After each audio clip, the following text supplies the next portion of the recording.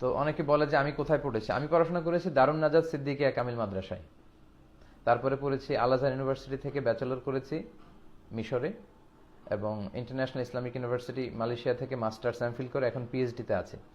তো আপনার ছেলেকে যে আমি যেখানে পড়েছি ওখানেই পড়াতে হবে নট নেসেসারি। আরো অনেক প্রতিষ্ঠান আছে, সেগুলোতে আপনারা পড়াতে পারেন।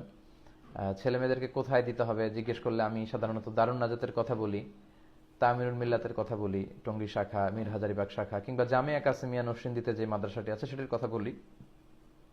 উত্তরাতে তানজিমুল উম্মাহ আছে, ভালো একটি প্রতিষ্ঠান, সেখানে দেওয়া যেতে পারে।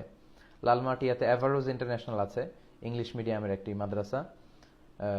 তো সেখানে আবার খরচ খুব বেশি। তো এই প্রতিষ্ঠানগুলোর কথা আমরা বলি। আসলে আমরা যে প্রতিষ্ঠানে পড়েছি সেগুলোতেই পড়াতে হবে এমনটা নয়। আপনি যে লোকেশনে থাকেন, যে এলাকাতে থাকেন, সে এলাকার যে ভালো ভালো প্রতিষ্ঠানগুলো আছে সে ভালো প্রতিষ্ঠানগুলোতে আপনারা দিতে পারেন। আসলে বিষয় হচ্ছে ছোটবেলা থেকে খুব সচেতনভাবে আবুল কালাম আজাদ ভাই, আপনি রেগুলার ফোন দিয়ে যাচ্ছেন, মানে কন্টিনিউয়াস, আমি বারবার কেটে দিচ্ছি, আপনি পরে ফোন দিবেন মেহরবানি করে। তো আপনি যে লোকেশনে আছেন সেই লোকেশনের যে ভালো প্রতিষ্ঠান সেখানে দিলেই চলবে। আর ছোটবেলা থেকে একটু সচেতনভাবে ছেলেকে মানুষ করতে হবে, এবং ছেলের মধ্যে স্পিরিটটা আনতে হবে যে তোমাকে মুক্ত স্বাধীন চিন্তা নিয়ে পড়াশোনা করতে হবে।